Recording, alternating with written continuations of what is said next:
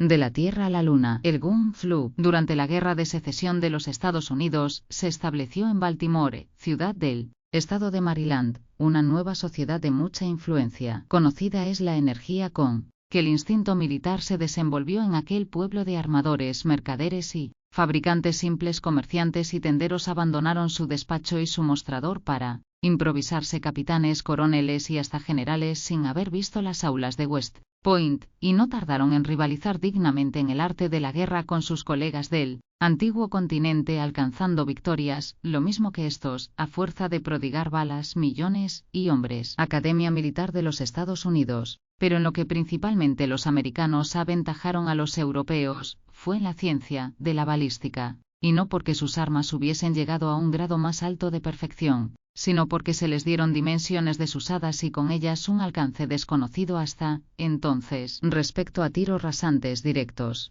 parabólicos, oblicuos y de rebote, nada tenían que envidiarles los ingleses, franceses y prusianos, pero los cañones de estos, los obuses y los morteros, no son más que simples pistolas de bolsillo comparados con las formidables máquinas de artillería norteamericana. No es extraño. Los yanquis no tienen rivales en el mundo como mecánicos, y nacen ingenieros como los italianos nacen músicos y los alemanes metafísicos. Además, natural que aplicasen a la ciencia de la balística su natural ingenio y su característica audacia. Así se explican aquellos cañones gigantescos, mucho menos útiles que las máquinas de coser, pero no menos admirables y mucho más admirados. Conocidas son en este género las maravillas de Parrot, de Dahlgren y de Rodman. Los Armstrong, los Palliser y los Treuille de Beaulieu tuvieron que reconocer su inferioridad delante de sus rivales ultramarinos. Así pues, durante la terrible lucha entre nordistas y sudistas, los artilleros figuraron en primera línea. Los periódicos de la Unión celebraron con entusiasmo sus inventos y no hubo ningún hortera, por insignificante que fuese, ni ningún cándido bobalicón que no se devanase día y noche los sesos calculando trayectorias desatinadas. Y cuando a un americano se le mete una idea en la cabeza, nunca falta a otro americano que le ayude a realizarla. Con solo que sean 3, eligen un presidente y 2 secretarios. Si llegan a 4, nombran un archivero, y la sociedad funciona. Siendo 5 se convocan en asamblea general y la sociedad queda definitivamente constituida. Así sucedió en Baltimore. El primero que inventó un nuevo cañón se asoció con el primero que lo fundió y el primero que lo taladró. Tal fue el núcleo del Gun Club. Un mes después de su formación, se componía de 1.830 y 3.833 metrosiembros efectivos y 30.575 socios correspondientes. A todo el que quería entrar en la sociedad se le imponía la condición, sine qua non, de haber ideado o por lo menos perfeccionado un nuevo cañón, o, a falta de cañón, un arma de fuego cualquiera. Pero fuerza es decir que los inventores de revólveres de 15 tiros, de carabinas de repetición o de sables pistolas no eran muy considerados. En todas las circunstancias los artilleros privaban y merecían la preferencia. La predilección que se les concede, dijo un día uno de los oradores más distinguidos del Gun Club, guarda proporción con las dimensiones de su cañón, y está en razón directa del cuadrado de las distancias alcanzadas por sus proyectiles. Fundado el Gun Club, fácil es figurarse lo que produjo en este género el talento inventivo de los americanos. Las máquinas de guerra tomaron proporciones colosales, y los proyectiles, traspasando los límites permitidos, fueron a mutilar horriblemente a más de 4 inofensivos transeúntes. Todas aquellas invenciones hacían parecer poca cosa a los tímidos instrumentos de la artillería europea. Júzguese por las siguientes cifras: en otro tiempo, una bala del 36, a la distancia de 300 pies, atravesaba 36 caballos cogidos de flanco y 78 hombres. La balística se hallaba en mantillas. Desde entonces los proyectiles han ganado mucho terreno. El cañón Rodman, que arrojaba 7 millas de distancia una bala que pesaba media tonelada, habría fácilmente derribado 150 caballos y 300 hombres. En el Gun Club se trató de hacer la prueba, pero aunque los caballos se sometían a ella, los hombres fueron por desgracia menos complacientes. La milla anglosajona equivale a 1609,31 metrosetros, pero sin necesidad de prueba se puede asegurar que aquellos cañones eran muy mortíferos, y en cada disparo caían combatientes como espigas en un campo que se está segando. Junto a semejantes proyectiles, ¿Qué significaba aquella famosa bala que en Coutras, en 1587, dejó fuera de combate a 25 hombres? ¿Qué significaba aquella otra bala que en Ceradov, en 1758, mató 40 soldados? ¿Qué era en sustancia aquel cañón austríaco de Kesselsdorf, que en 1742 derribaba en cada disparo a 70 enemigos? ¿Quién hace caso de aquellos tiros sorprendentes de Jena y de Austerlitz que decidían la suerte de la batalla? Cosas mayores se vieron durante la Guerra Federal. En la batalla de Gettysburg, un proyectil cónico disparado por un cañón mató a 173 confederados, y en el paso del Potomac una bala Rodman envió a 115 sudistas a un mundo evidentemente mejor. Debemos también hacer mención de un mortero formidable inventado por J.T.E. Maston, miembro distinguido y secretario perpetuo del Gun Club, cuyo resultado fue mucho más mortífero, pues en el ensayo mató a 137 personas. Verdad es que reventó. ¿Qué hemos de decir que no lo digan mejor que nosotros guarismos tan elocuentes? Preciso es admitir sin repugnancia el cálculo siguiente obtenido por el estadista Pitcairn, dividiendo el número de víctimas que hicieron las balas de cañón por el de los miembros del Gun Club. Resulta que cada uno de estos había por término medio costado la vida a 2.375 hombres y una fracción. Fijándose en semejantes guarismos, es evidente que la única preocupación de aquella sociedad científica fue la destrucción de la humanidad con un fin filantrópico, y el perfeccionamiento de las armas de guerra consideradas como instrumentos de civilización. Aquella sociedad era una reunión de ángeles exterminadores, hombres de bien a carta, cabal. Añádase que aquellos yanquis, valientes todos a cual más, no se contentaban con fórmulas, sino que descendían ellos mismos al terreno de la práctica. Había entre ellos oficiales de todas las graduaciones, subtenientes y generales, y militares de todas las edades, algunos recién entrados en la carrera de las armas, y otros que habían encanecido en los campamentos. Muchos, cuyos nombres figuraban en el libro de honor del Gun Club, habían quedado en el campo de batalla, y los demás llevaban en su mayor parte señales evidentes de su indiscutible denuedo: muletas, piernas de palo, brazos artificiales, manos postizas, mandíbulas de goma elástica, cráneos de plata o narices de platino, de todo había en la colección. Y el referido Pitcairn calculó igualmente que en el Gun Club no había, a lo sumo, más que un brazo por cada 4 personas y 2 piernas por cada 6. Pero aquellos intrépidos artilleros no reparaban en semejantes bagatelas, y se llenaban justamente de orgullo cuando el parte de una batalla dejaba consignado un número de víctimas 10 veces mayor que el de proyectiles gastados. Un día, sin embargo, triste y lamentable día, los que sobrevivieron a la guerra firmaron la paz. Cesaron poco a poco los cañonazos, enmudecieron los morteros, los obuses y los cañones volvieron a los arsenales, las balas se hacinaron en los parques, se borraron los recuerdos sangrientos. Los algodoneros brotaron esplendorosos en los campos, pródigamente abonados, los vestidos de luto se fueron haciendo viejos a la par del dolor, y el Gun Club quedó sumido en una ociosidad profunda. Algunos apasionados trabajadores incansables se entregaban aún a cálculos de balística y no pensaban más que en bombas gigantescas y obuses incomparables. Pero sin la práctica, ¿de qué sirven las teorías? Los salones estaban desiertos, los criados dormían en las antesalas, los periódicos permanecían encima de las mesas, tristes ronquidos partían de los rincones oscuros, y los miembros del Gun Club,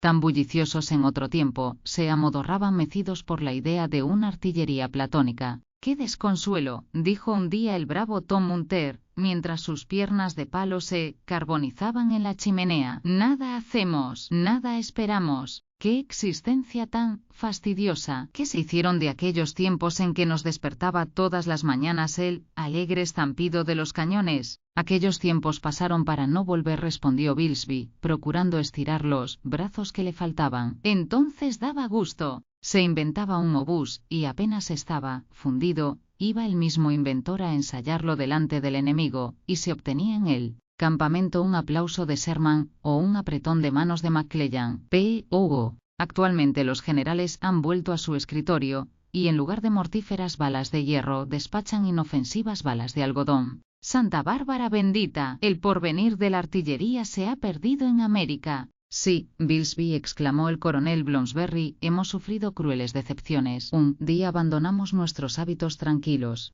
Nos ejercitamos en el manejo de las armas, nos trasladamos de Baltimore a los campos de batalla, nos portamos como héroes, y 2 o 3 años después perdemos el fruto de tantas fatigas para condenarnos a una deplorable inercia con las manos metidas en los bolsillos. Trabajo le hubiera costado al valiente coronel dar una prueba semejante de su ociosidad, y no por falta de bolsillos. Y ninguna guerra en perspectiva, dijo entonces el famoso J.T.E. Maston, rascándose su cráneo de goma elástica. Ni una nube en el horizonte, cuando tanto hay aún que hacer en la ciencia de la artillería. Yo, que os hablo en este momento, he terminado esta misma mañana un modelo de mortero, con su plano, su corte y su elevación, destinado a modificar profundamente las leyes de la guerra. De veras, replicó Tom Munter, pensando involuntariamente en el último ensayo del respetable G.T.E. Maston. De veras, respondió este. ¿Pero de qué sirven tantos estudios concluidos y tantas dificultades vencidas? Nuestros trabajos son inútiles. Los pueblos del Nuevo Mundo se han empeñado en vivir en paz, y nuestra belicosa tribuna pronostica catástrofes debidas al aumento incesante de las poblaciones. Sin embargo, Maston, respondió el coronel Bloomsbury, en Europa siguen batiéndose para sostener el principio de las nacionalidades. ¿Y qué? ¿Y qué? Podríamos intentar algo allí, y si se aceptasen nuestros servicios. ¿Qué osáis proponer?, exclamó Bilsby. Cultivar la balística en provecho de los extranjeros. Es preferible a no hacer nada, respondió el coronel. Sin duda, dijo J.T.E. Maston, es preferible, pero ni siquiera nos queda tan pobre recurso. ¿Y por qué?, preguntó el coronel. Porque en el viejo mundo se profesan sobre los ascensos ideas que contrarían todas nuestras costumbres americanas. Los europeos no comprenden que pueda llegar a ser general en jefe quien no ha sido antes subteniente, que equivale a decir que no puede ser buen artillero el que por sí mismo no ha fundido el cañón, que me parece absurdo, replicó Tom Munter, destrozando con su Bowie knife los brazos de la butaca en que estaba sentado. Y en el extremo a que han llegado las cosas no nos queda ya más recurso que plantar tabaco y destilar aceite de ballena. Tribuna, el más fogoso periódico abolicionista de la Unión. Bowie knife, cuchillo de bolsillo, de ancha hoja. «C-O-O», exclamó G.T.E. Maston con voz atronado. No dedicaremos los últimos años de nuestra existencia al perfeccionamiento de las armas de fuego. ¿No ha de presentarse una nueva ocasión de ensayar el alcance de nuestros proyectiles? ¿Nunca más el fogonazo de nuestros cañones iluminará la atmósfera? ¿No sobrevendrá una complicación internacional que nos permita declarar la guerra a alguna potencia transatlántica? Echarán los franceses a pique ni uno solo de nuestros vapores, ni ahorcarán los ingleses, con menos precio del derecho de gentes, 3 o 4 de nuestros compatriotas. No, Maston, respondió el coronel Bloomsbury, no tendremos tanta dicha. No se producirá ni uno solo de los incidentes que tanta falta nos hacen, y aunque se produjesen, no sacaríamos de ellos ningún partido. La susceptibilidad americana va desapareciendo, y vegetamos en la molicie. Sí, nos humillamos, replicó Bilsby. Se nos humilla, respondió Tom Munter. Ni tanto, replicó G.T.E. Maston con mayor vehemencia. Sobran razones para batirnos, y no nos batimos. Se economizan piernas y brazos en provecho de gentes que no saben qué hacer de ellos. Sin ir muy lejos se encuentra un motivo de guerra. Decid, ¿la América del Norte no perteneció en otro tiempo a los ingleses? Sin duda, respondió Tom Munter, dejando con rabia quemarse en la chimenea el extremo de su muleta. Pues bien, repuso J.T.E. Maston,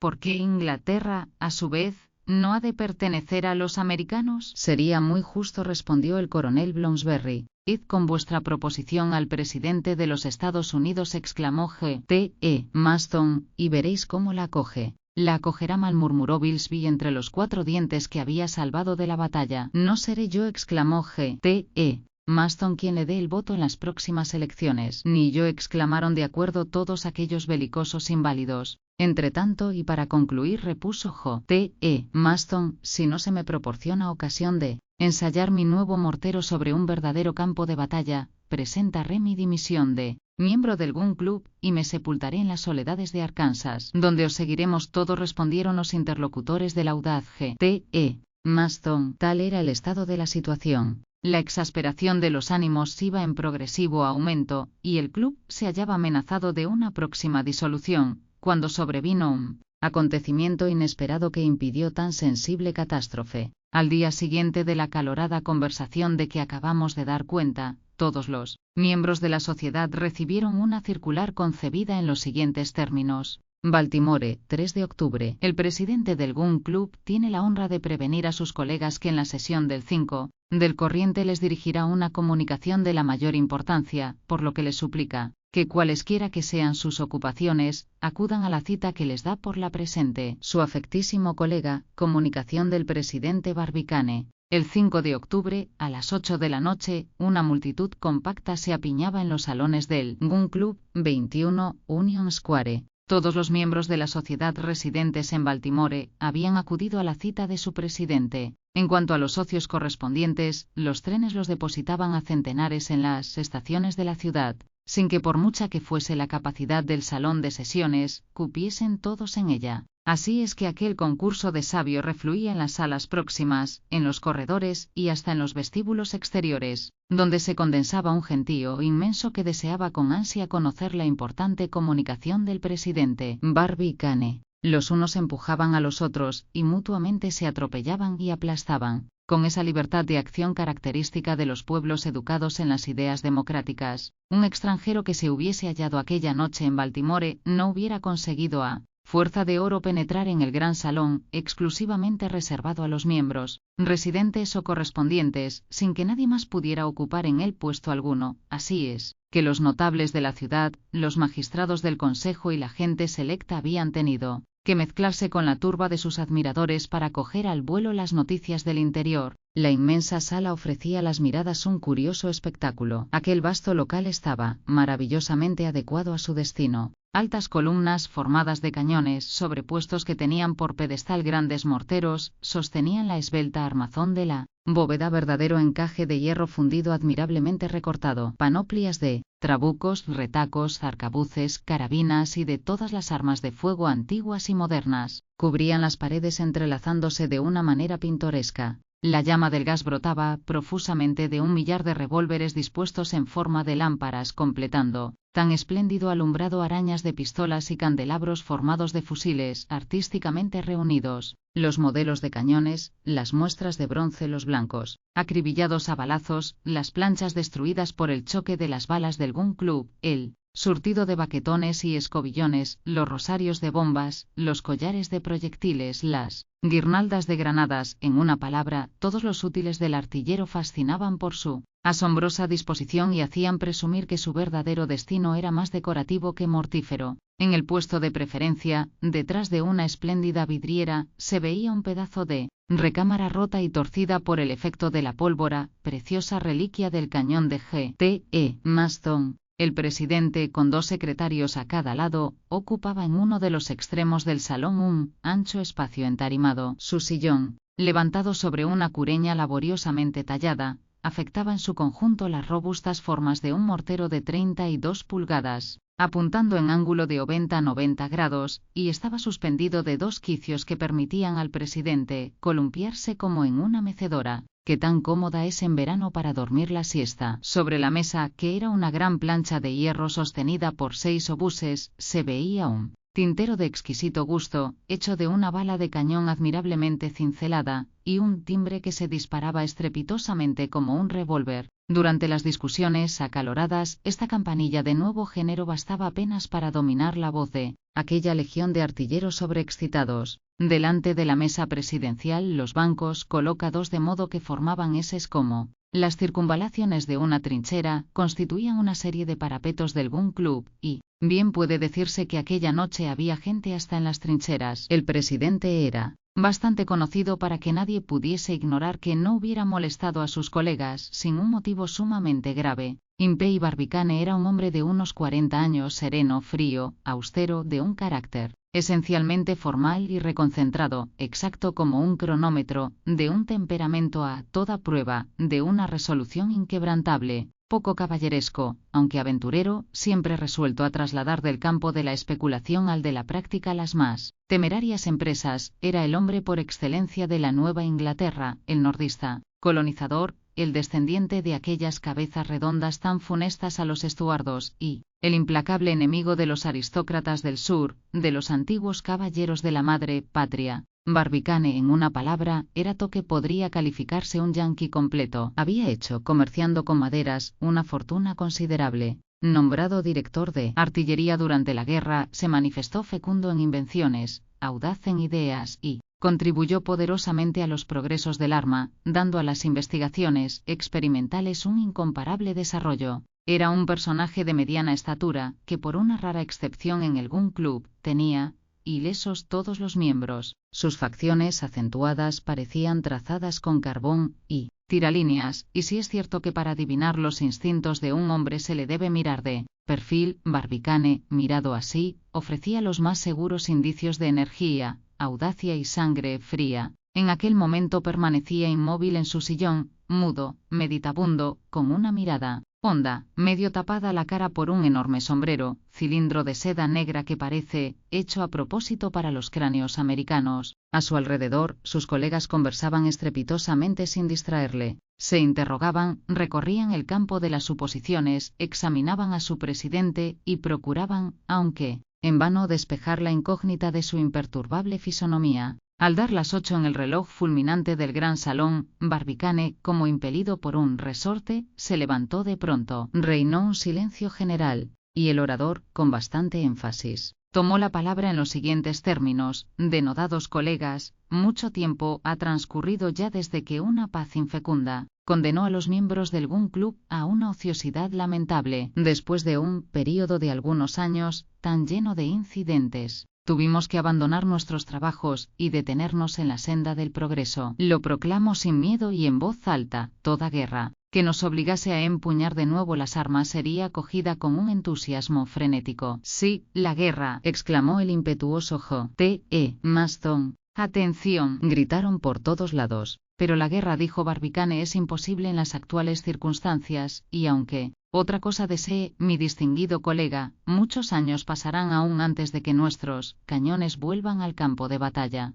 Es, pues, preciso tomar una resolución y buscar en otro orden de ideas una salida al afán de actividad que nos devora. La asamblea redobló su atención, comprendiendo que su presidente iba a abordar el punto delicado. Hace algunos meses, ilustres colegas, prosiguió Barbicane, que me pregunté si sin separarnos de nuestra especialidad, podríamos acometer alguna gran empresa digna del siglo XIX, y si los progresos de la balística nos permitirán salir airosos de nuestro empeño. He, pues, buscado, trabajado, calculado, y ha resultado de mis estudios la convicción de que el éxito coronará nuestros esfuerzos, encaminados a la realización de un plan que en cualquier otro país sería imposible. Este proyecto, prolijamente elaborado, va a ser el objeto de mi comunicación. Es un proyecto digno de vosotros, digno del pasado del Gun Club, y que producirá necesariamente mucho ruido en el mundo. ¿Mucho ruido?, preguntó un artillero apasionado. Mucho ruido en la verdadera acepción de la palabra, respondió Barbicane. No interrumpáis, repitieron al unísono muchas voces. Os suplico, pues, dignos colegas, repuso el presidente, que me otorguéis toda vuestra atención. Un estremecimiento circuló por la asamblea. Barbicane, sujetando con un movimiento rápido su sombrero en su cabeza, continuó su discurso con voz tranquila.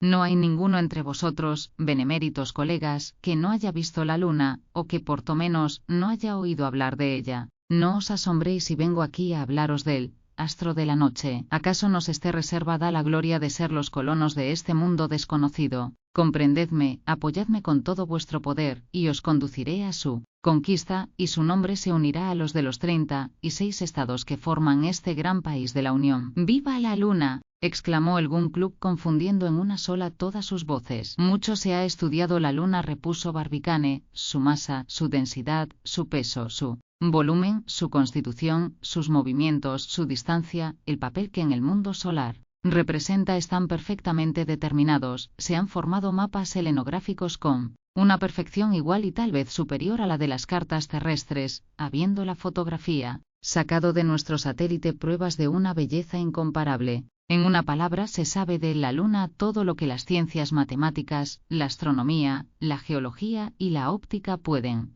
saber, pero hasta ahora no se ha establecido comunicación directa con ella. Un vivo movimiento de interés y de sorpresa acogió esta frase del orador. Permitidme, prosiguió, recordaros, en pocas palabras, de qué manera ciertas cabezas, calientes embarcándose para viajes imaginarios, pretendieron haber penetrado los secretos de nuestro satélite. En el siglo XVII, un tal David Fabricius se vanaglorió de haber visto con sus propios ojos habitantes en la Luna. En 1649, un francés llamado Jean Baudouin publicó El viaje hecho al mundo de la Luna por Domingo González, aventurero español. En la misma época, Cyrano de Bergerac publicó la célebre expedición que tanto éxito obtuvo en Francia. Más adelante, otro francés, los franceses se ocupan mucho de la Luna, llamado Fontenelle, escribió La pluralidad de los mundos, obra maestra en su tiempo, pero la ciencia, avanzando, destruye hasta las obras maestras. Hacia 1835, un opúsculo traducido del New York American nos dijo que Sir John Herschel, enviado al Cabo de Buena Esperanza para ciertos estudios astronómicos, consiguió, empleando al efecto un telescopio perfeccionado por una iluminación interior, acercar la Luna a una distancia de 80 yardas.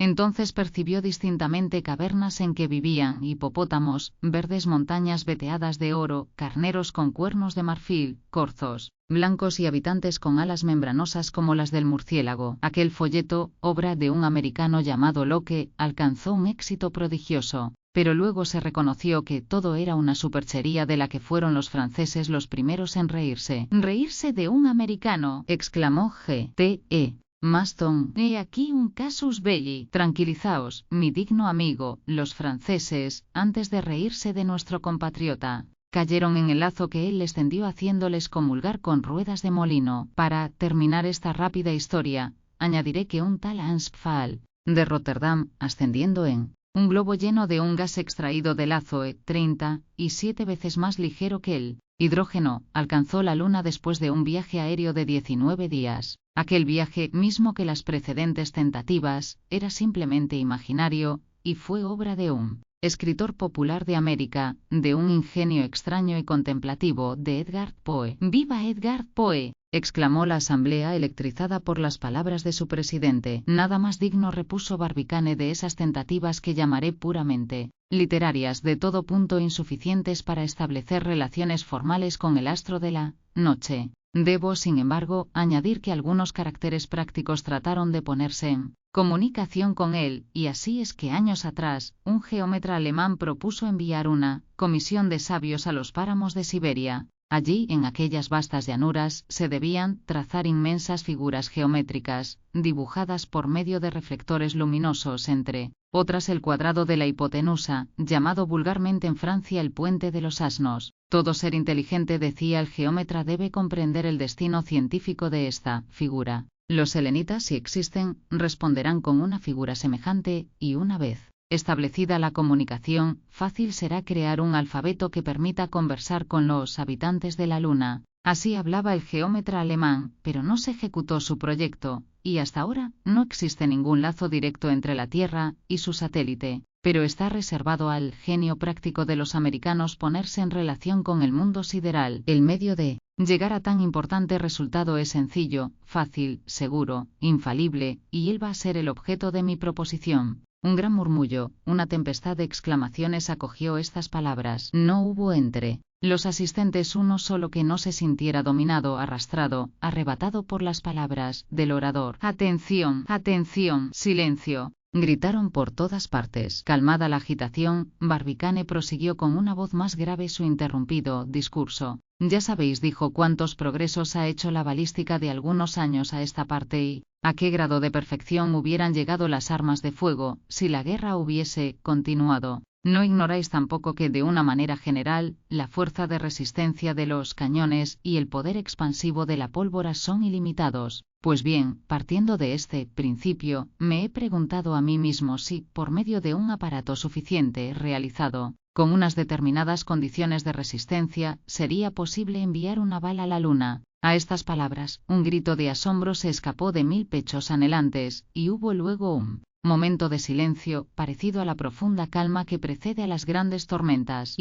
En efecto, hubo tronada, pero una tronada de aplausos, de gritos, de clamores que hicieron retemblar el salón de sesiones. El presidente quería hablar y no podía. No consiguió hacerse oír hasta pasados 10 minutos. «Dejadme concluir», repuso tranquilamente. He examinado la cuestión bajo todos sus aspectos, la he abordado resueltamente, y de mis cálculos indiscutibles resulta que todo proyectil dotado de una velocidad inicial de 12.000 yardas por segundo, y dirigido hacia la Luna, llegará necesariamente a ella. Tengo, pues, distinguidos y bravos colegas, el honor de proponeros que intentemos este pequeño experimento. Efectos de la comunicación de Barbicane. Es imposible describir el efecto producido por las últimas palabras del ilustre presidente. ¡Qué gritos! ¡Qué vociferaciones! ¡Qué sucesión de vítores, de hurras, de hip, hip, y de todas las onomatopeyas con que el entusiasmo condimenta la lengua americana! Aquello era un desorden, una baraúnda indescriptible.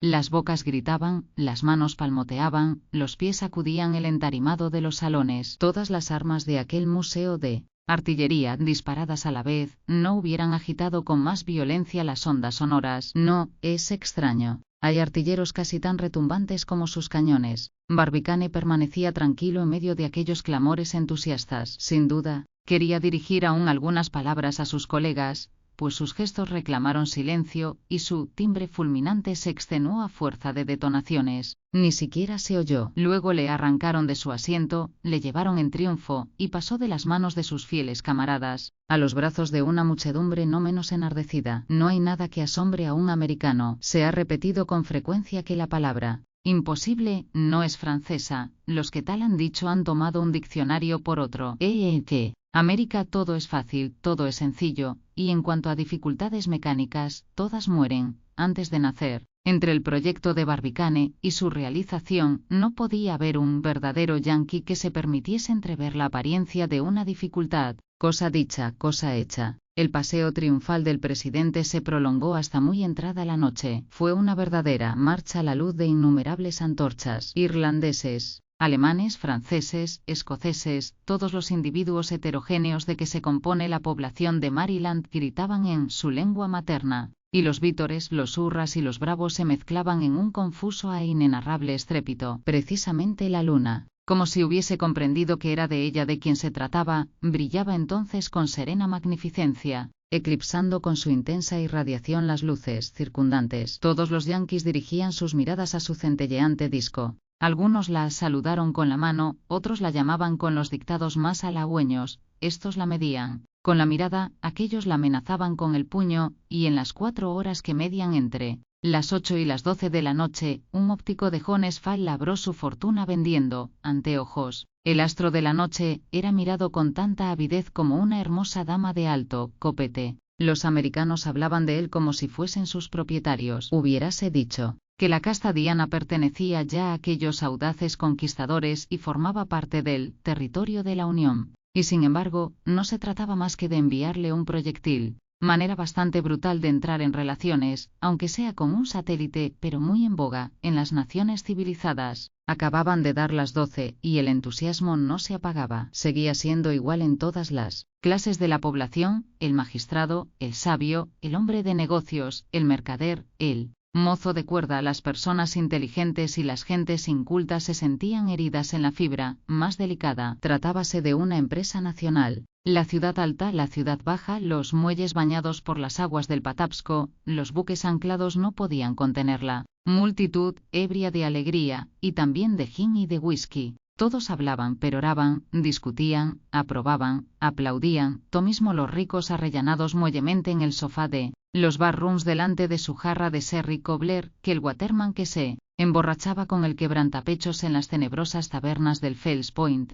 Sin embargo, a eso de las 2 la conmoción se calmó. El presidente Barbicane pudo volver a su casa estropeado, quebrantado, molido. Un Hércules no hubiera resistido un entusiasmo semejante. La multitud abandonó poco a poco plazas y calles. Los 4 trenes de Ohio, de Susquehanna, de Filadelfia y de Washington, que convergen en Baltimore, arrojaron al público heterogéneo a los 4 puntos cardinales de los Estados Unidos, y la ciudad adquirió una tranquilidad relativa. Se equivocaría el que creyese que durante aquella memorable noche quedó la agitación circunscrita dentro de Baltimore. Las grandes ciudades de la Unión, Nueva York, Boston, Albany, Washington, Richmond, Crescent City, Charleston, Mobile, desde Texas a Massachusetts, Desde Michigan a Florida participaron todas del delirio. Los 30.000 socios correspondientes del Gun Club conocían la carta de su presidente y aguardaban, con igual impaciencia, la famosa comunicación del 5 de octubre. Aquella misma noche las palabras del orador, a medida que salían de sus labios, corrían por los hilos telegráficos, que atraviesan en todos sentidos los estados de la Unión, a una velocidad de 240, y 8.440, y 7.240, y 8.440, y 7 metrosillas por segundo. Podemos, pues, decir con una exactitud absoluta que los Estados Unidos de América, 10 veces mayores que Francia, lanzaron en el mismo instante un solo hurra, y que 25 millones de corazones, henchidos de orgullo,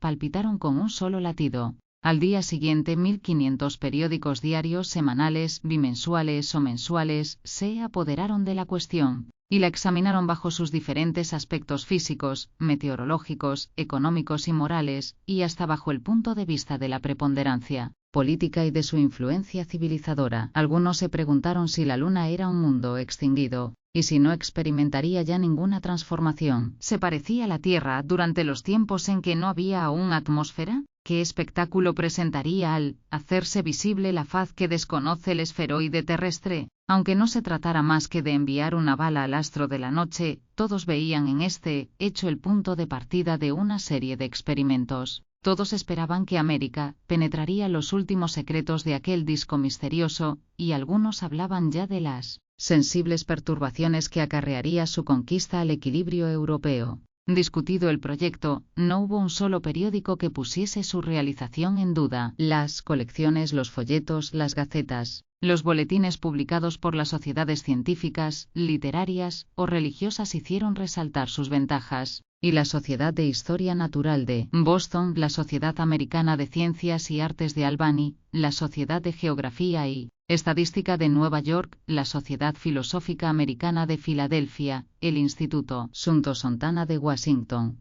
enviaron 1.000 cartas de felicitación a algún club, con ofrecimientos de apoyo y dinero. Nunca proposición alguna había obtenido tan numerosas adhesiones. No hubo ninguna inquietud, ninguna vacilación, ninguna duda. En cuanto a las chanzonetas, a las caricaturas, a las canciones burlescas que hubieran acogido en Europa, y particularmente en Francia, la idea de enviar un proyectil a la Luna, hubieran desacreditado al que los hubiese permitido, y todos los life preservers del mundo hubieran sido impotentes para librarse de la indignación general. Hay cosas de las que nadie suele reírse en el Nuevo Mundo. Impey Barbicane fue desde aquel día uno de los más grandes ciudadanos de los Estados Unidos, algo como si dijéramos el Washington de la ciencia, y un rasgo de los muchos que pudiéramos citar, bastará para demostrar a qué extremo llegó la idolatría que a todo un pueblo merecía un hombre. Algunos días después de la famosa sesión del Gun Club, el director de una compañía inglesa de cómicos anunció en el Teatro de Baltimore la representación de Much Ado About Nothing, pero la población de la ciudad, viendo en este título una alusión malévola a los proyectos del presidente Barbicane, invadió el teatro, hizo pedazos los asientos y obligó a variar su cartel al desgraciado director, el cual, hombre sagaz, inclinándose ante la voluntad pública, reemplazó la malhadada comedia por la titulada As You Tate, que durante muchas semanas le valió un lleno completo. Respuesta del Observatorio de Cambridge. Sin embargo, Barbicane no perdió un solo instante en medio de las ovaciones de que era objeto. Lo primero que hizo fue reunir a sus colegas en el salón de conferencias del Gun Club, donde después de una concienzuda discusión, se convino en consultar a los astrónomos sobre la parte astronómica de la empresa. Conocida la respuesta, se debían discutir los medios mecánicos, no descuidando ni más insignificante para asegurar el buen éxito de tan gran experimento. Se redactó, pues, y se dirigió al Observatorio de Cambridge, en Massachusetts, una nota muy precisa que contenía preguntas especiales. La ciudad de Cambridge, donde se fundó la primera universidad de los Estados Unidos, es justamente célebre por su observatorio astronómico. Allí se encuentran reunidos sabios del mayor mérito, y allí funciona el poderoso anteojo que permitió a Bond resolver las nebulosas de Andrómeda, y a Clarke descubrir el satélite de Sirio. Aquel célebre establecimiento tenía, por consiguiente, adquiridos muchos títulos honrosos que justificaban la consulta del Gun Club. 2 días después, la respuesta, tan impacientemente esperada, llegó a manos del presidente. Barbicane estaba concebida en los siguientes términos. El director del Observatorio de Cambridge al presidente del Gun Club en Baltimore, Cambridge, 7 de octubre. Al recibir vuestra carta del 6 del corriente, dirigida al Observatorio de Cambridge en nombre de los miembros del Gun Club de Baltimore, nuestra junta directiva se ha reunido en el acto y ha resuelto responder lo que sigue. Las preguntas que se le dirigen son: 1. ¿Es posible enviar un proyectil a la Luna? 2. ¿Cuál es la distancia exacta que separa a la Tierra de su satélite? 3. ¿Cuál será la duración del viaje del proyectil, dándole una velocidad inicial suficiente, y por consiguiente, en qué momento preciso deberá dispararse para que encuentre a la Luna, en un punto determinado? 4. ¿En qué momento preciso se presentará la Luna en la posición más favorable para que el proyectil la alcance? 5. ¿A qué punto del cielo se deberá apuntar el cañón destinado a lanzar el proyectil?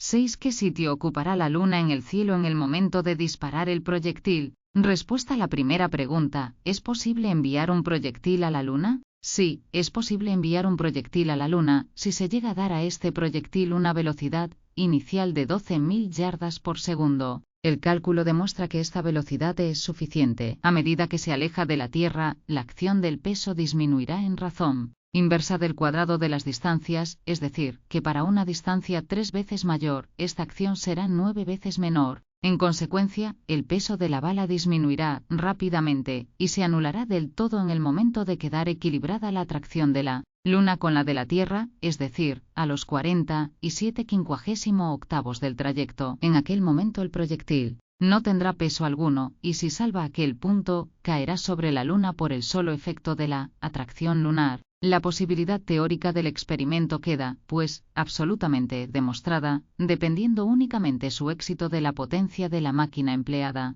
Respuesta a la segunda pregunta: ¿cuál es la distancia exacta que separa la Tierra de su satélite? La Luna no describe alrededor de la Tierra una circunferencia, sino una elipse, de la cual nuestro globo ocupa uno de los focos, y por consiguiente la Luna se encuentra a veces más cerca y a veces más lejos de la Tierra, o, hablando en términos técnicos, a veces en su apogeo y a veces en su perigeo. La diferencia en el espacio entre su mayor y menor distancia es bastante considerable para que se la deba tener en cuenta. La Luna en su apogeo se halla a 247.552 metrosillas, 90 y 9.640 leguas de 4 kilómetros, y en su perigeo a 218.890 metrosillas, 80 y 8.010 leguas, lo que da una diferencia de 28.650 y 7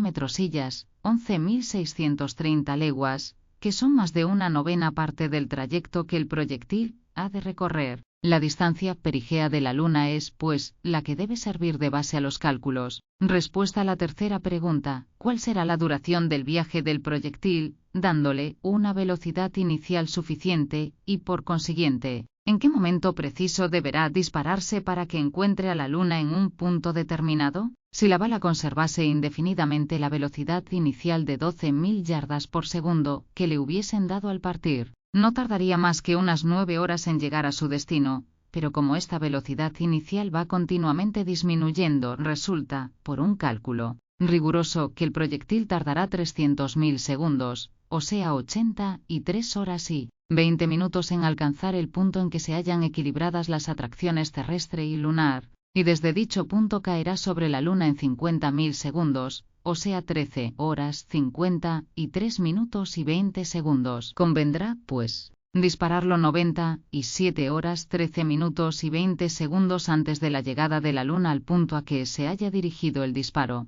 Respuesta a la cuarta pregunta: ¿en qué momento preciso se presentará la Luna en la posición más favorable para que el proyectil la alcance? Después de lo que se ha dicho, es evidente que debe escogerse la época en que se halle la Luna en su perigeo, y al mismo tiempo el momento en que pase por el cenit, toque, disminuirá el trayecto en una distancia igual al radio terrestre, o sea res 3.919 metrosillas de suerte, que el trayecto definitivo será de 214.960, y 214.960, y 6 metrosillas, 80, y 6.410 leguas. Pero si bien la Luna pasa todos los meses por su perigeo, no siempre en aquel momento se encuentra en su cenit. NNE se presenta en estas dos condiciones sino a muy largos intervalos. Será, pues, preciso aguardar la coincidencia del paso al perigeo y al cenit. Por una feliz circunstancia, el 4 de diciembre del año próximo la Luna ofrecerá estas dos condiciones. A las 12 de la noche se hallará en su perigeo, es decir, a la menor distancia de la Tierra, y al mismo tiempo pasará por el cenit. Respuesta a la quinta pregunta: ¿a qué punto del cielo se deberá apuntar el cañón destinado a lanzar el proyectil? Admitidas las precedentes observaciones, el cañón deberá apuntarse al cenit del lugar en que se haga el experimento, de suerte que el tiro sea perpendicular al plano del horizonte, y así el proyectil se librará más pronto de los efectos de la atracción terrestre. Pero para que la Luna suba al cenit de un sitio, preciso es que la latitud de este sitio no sea más alta que la declinación del astro, o en otros términos, que el sitio no se halle comprendido entre 0 grados y 28 grados de latitud norte o sur. En cualquier otro punto, el tiro tendría que ser necesariamente oblicuo, lo que contraría el buen resultado del experimento. Respuesta a la sexta pregunta: ¿qué sitio ocupará la Luna en el cielo en el momento de disparar el proyectil? En el acto de lanzar la bala al espacio, la Luna, que avanza diariamente rece 13 grados 10 y 35, deberá encontrarse alejada del punto cenital 4 veces esta distancia, o sea en 50 y 2 grados 42 y 20, espacio que corresponde al camino que ella hará mientras dure el avance del proyectil. Pero como es preciso tener también en cuenta el desvío que hará sufrir a la bala el movimiento de rotación de la Tierra, y como la bala no llegará a la Luna sino después de haber sufrido una desviación igual a 16 radios terrestres, los cales contados con la órbita de la Luna son unos 11 grados, estos se deben añadir a los que expresan el retraso de la Luna, ya mencionado, o sean 64 grados. Así pues, en el momento del tiro, el rayo visual dirigido a la Luna formará con la vertical del sitio del experimento un ángulo de 64 grados. Tales son las respuestas que da el Observatorio de Cambridge a las preguntas de los miembros del Gun Club. En resumen, 1. El cañón deberá colocarse en un país situado entre 0 grados y 28 grados de latitud norte o sur. 2. Deberá apuntarse al cenit del sitio del experimento, res 3 grados. El proyectil deberá estar dotado de una velocidad inicial de 12.000 yardas por segundo. 4. Deberá dispararse el 1 de diciembre del año próximo a las 11 horas menos 3 minutos y 20 segundos. 5 grados. Encontrará a la Luna 4 días después de su partida, el 4 de diciembre, a las 12 de la noche en punto, en el momento de pasar por el cenit. Los miembros del Gun Club deben, por tanto, emprender sin pérdida de tiempo los trabajos que requiere su empresa, y hallarse prontos a obrar en el momento determinado, pues, si dejan pasar el 4 de diciembre, no hallarán la Luna en las mismas condiciones de perigeo y de cenit, hasta que hayan transcurrido 18 años y 11 días. La Junta Directiva del Observatorio de Cambridge se pone enteramente a disposición del Gun Club para las cuestiones de astronomía teórica, y une por la presente sus felicitaciones a las de la América entera. Por la Junta, Ojo, M.E. BFAST, director del Observatorio de Cambridge. La novela de la Luna. Un observador dotado de una vista infinitamente penetrante, y colocado en este centro desconocido a cuyo alrededor gravita el mundo, habría visto en la época caótica del universo miríadas de átomos que poblaban el espacio. Pero poco a poco, pasando siglos y siglos, se produjo una variación, manifestándose una ley de atracción, a la cual se subordinaron los átomos hasta entonces errantes. Aquellos átomos se combinaron químicamente según sus afinidades, se hicieron moléculas y formaron esas acumulaciones nebulosas de que están sembradas las profundidades del espacio. Animó luego aquellas acumulaciones un movimiento de rotación alrededor de su punto central. Aquel centro formado de moléculas vagas empezó a girar alrededor de sí mismo, condensándose progresivamente, Además, siguiendo leyes de mecánica inmutables, a medida que por la condensación disminuía su volumen, su movimiento de rotación se aceleró, de lo que resultó una estrella principal, centro de las acumulaciones nebulosas. Mirando atentamente, el observador hubiera visto entonces las demás moléculas de la acumulación conducirse como la estrella central, condensarse de la misma manera por un movimiento de rotación bajo forma de innumerables estrellas. La nebulosa estaba formada. Los astrónomos cuentan actualmente cerca de 5.000 nebulosas. Hay una entre ellas que los hombres han llamado la Vía Láctea, la cual contiene 18 millones de estrellas, siendo cada estrella el centro de un mundo solar. Si el observador hubiese entonces examinado especialmente entre aquellos 18 millones de astros, uno de los más modestos y menos brillantes, una estrella de cuarto orden, la que llamamos orgullosamente el Sol, todos los fenómenos a que se debe la formación del universo se hubieran realizado sucesivamente a su vista. Hubiera visto al Sol, en estado gaseoso aún y compuesto de moléculas movibles girando alrededor de su eje para consumar su trabajo de concentración. Este movimiento, sometido a las leyes de la mecánica, se hubiese acelerado con la disminución de volumen, llegando un momento en que la fuerza centrífuga prevaleciese sobre la centrípeta, que tiende a impeler las moléculas hacia el centro. Entonces, a la vista del observador se habría presentado otro fenómeno. Las moléculas situadas en el plano del ecuador, escapándose como la piedra de una onda que se rompe súbitamente, habrían ido a formar alrededor del Sol varios anillos concéntricos semejantes a los de Saturno. Aquellos anillos de materia cósmica, dotados a su vez de un movimiento de rotación alrededor de la masa central, se habrían roto y descompuesto en nebulosidades secundarias, es decir, en planetas. Si el observador hubiese entonces concentrado en estos planetas toda su atención, les habría visto conducirse exactamente como el Sol y dar nacimiento a uno o más anillos cósmicos, origen de esos astros de orden inferior que se llaman satélites. Así pues, subiendo del átomo a la molécula, de la molécula a la acumulación, de la acumulación a la nebulosa, de la nebulosa a la estrella principal, de la estrella principal al Sol, del Sol al planeta y del planeta al satélite. Tenemos toda la serie de las transformaciones experimentadas por los cuerpos celestes desde los primeros días del mundo. El Sol parece perdido en las inmensidades del mundo estelar, y sin embargo, según las teorías que actualmente privan en la ciencia, se había subordinado a la nebulosa de la Vía Láctea, centro de un mundo, aunque tan pequeño parece en medio de las regiones etéreas, es, sin embargo, enorme, pues su volumen es 1.400.000 veces mayor que el de la Tierra. A su alrededor gravitan 8 planetas, salidos de sus mismas entrañas en los primeros tiempos de la creación. Estos planetas, enumerándolos por el orden de su proximidad, son Mercurio, Venus, Tierra, Marte, Júpiter, Saturno, Urano y Neptuno. Además, entre Marte y Júpiter circulan regularmente otros cuerpos menos considerables, restos errantes tal vez de un astro hecho pedazos, de los cuales el telescopio ha reconocido ya 82. De estos servidores que el Sol mantiene en su órbita elíptica por la gran ley de la gravitación, algunos poseen también sus satélites. Urano tiene 8, Saturno otros tantos, Júpiter 4, Neptuno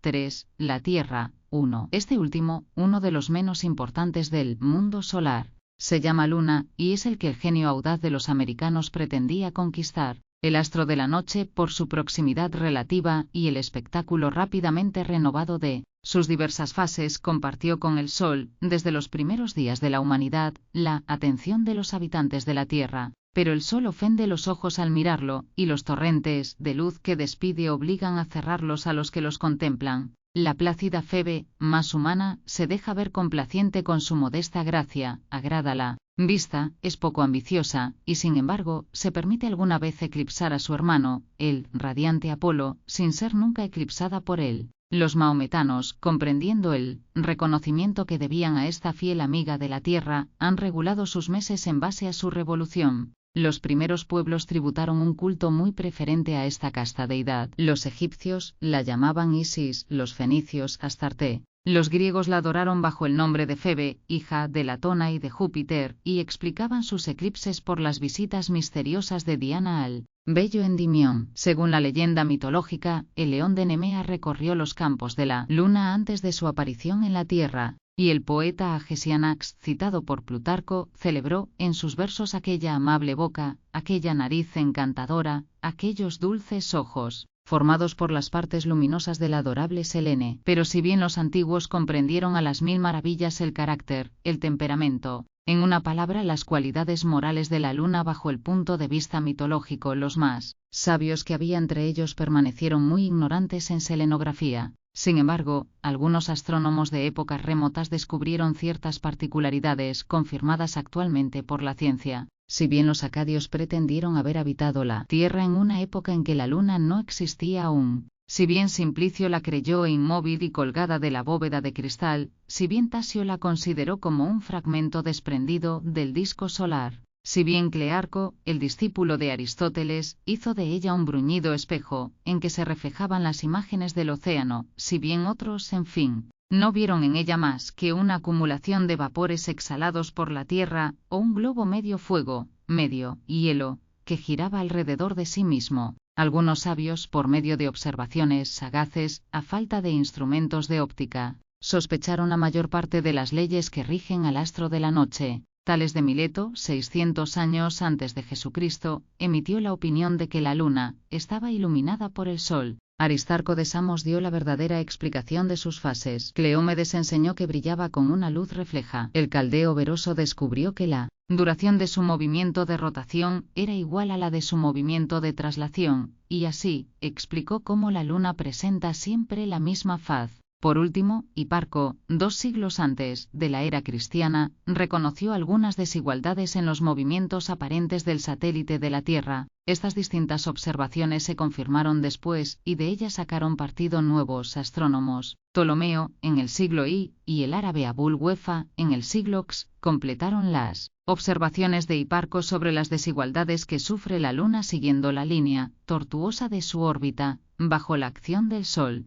Después Copérnico, en el siglo XV, y Tycho Brahe, en el siglo XVI, expusieron completamente el sistema solar, y el papel que desempeña la Luna entre los cuerpos celestes. Ya en aquella época, sus movimientos estaban casi determinados, pero de su constitución física se sabía muy poca cosa. Entonces fue cuando Galileo explicó los fenómenos de luz, producidos en ciertas fases por la existencia de montañas, a las que dio una altura media de 4.500 toesas. Después Hevelius, un astrónomo de Danzig, rebajó a 2.600 toesas las mayores alturas, pero su compañero Riccioli las elevó a 7.000. A fines del siglo XVIII, Herschel, armado de un poderoso telescopio, redujo mucho las precedentes medidas, dio 2.900 toesas a las montañas más elevadas, y redujo por término medio las diferentes alturas a 400 toesas solamente. Pero Herschel se equivocaba también, y se necesitaron las observaciones de Schoeter, Louville, Halley, Nasmyth, Bianchini, Pastor, Lohrmann, Gruithuisen, y sobre todo, los minuciosos estudios de Beer y de Moedler, para resolver la cuestión de una manera definitiva. Gracias a los mencionados sabios, la elevación de las montañas de la Luna se conoce en la actualidad perfectamente. Beer y Moedler han medido 1.905 alturas, de las cuales 6 pasan de 2.600 toesas y 22 pasan de 2.400. La más alta cima sobresale de la superficie del disco lunar 3.801 toesas. A uno mismo tiempo se completaba el reconocimiento del disco de la Luna, el cual aparecía acribillado de cráteres, confirmándose en todas las observaciones su naturaleza, esencialmente volcánica. De la falta de refracción en los rayos de los planetas que ella oculta, se deduce que le falta casi absolutamente atmósfera. Esta carencia de aire supone falta de agua, y por consiguiente los selenitas, para vivir en semejantes condiciones, deben tener una organización especial y diferenciarse singularmente de los habitantes de la Tierra. Por último, gracias a nuevos métodos, instrumentos más perfeccionados registraron ávidamente la Luna, no dejando inexplorado ningún punto en su hemisferio. No obstante, medir su diámetro 2.150 metrosillas y ser su superficie igual a 1,13 parte de la del globo, y su volumen 1/4/9 parte de la esfera terrestre, pero ninguno de estos secretos podía serlo eternamente para los sabios astrónomos, que llevaron más lejos aún sus prodigiosas observaciones. Ellos notaron que durante el plenilunio, el disco aparecía en ciertas partes, marcado de líneas negras. Estudiando estas líneas con mayor precisión, llegaron a darse cuenta exacta de su naturaleza. Aquellas líneas eran surcos largos y estrechos, abiertos entre bordes paralelos que terminaban generalmente en las márgenes de los cráteres. Tenían una longitud comprendida entre 10 y 100 millas y una anchura de 800 toesas. Astrónomos las llamaron ranura, pero darles este nombre es todo lo que supieron hacer.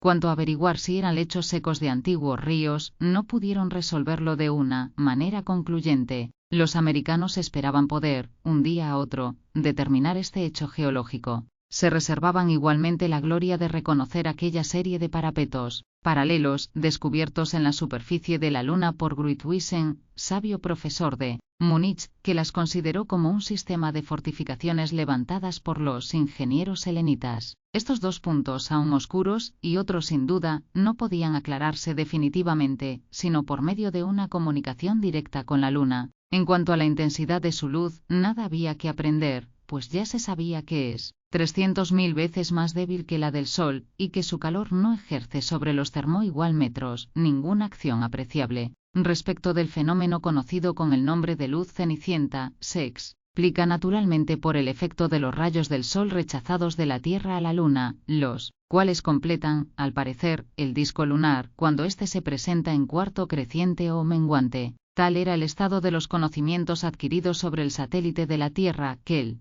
Gun Club se propuso completar bajo todos los puntos de vista, tanto cosmográficos y geológicos como políticos y morales. Lo que no es posible dudar y lo que no es permitido creer en los Estados Unidos. La proposición de Barbicane había tenido por resultado inmediato el poner sobre el tapete todos los hechos astronómicos relativos al astro de la noche. Todos los ciudadanos de la Unión se dieron a estudiarlo asiduamente. Hubiérase dicho que la Luna aparecía por primera vez en el horizonte, y que nadie hasta entonces la había entrevisto en el cielo. S.E.C. puso de moda era el alma de todas las conversaciones sin menoscabo de su modestia, y tomó sin envanecerse un puesto de preferencia entre los astros. Los periódicos reprodujeron las anécdotas añejas en que el Sol de los Lobos figuraba como protagonista, recordaron las influencias que le atribuía la ignorancia de las primeras edades, la cantaron en todos los tonos, y poco le faltó para que citasen de ella algunas frases ingeniosas. América entera se sintió acometida de selenomanía. Las revistas científicas trataron más especialmente las cuestiones que se referían a la empresa del Gun Club, y publicaron, comentándola y aprobándola sin reserva, la carta del Observatorio de Cambridge.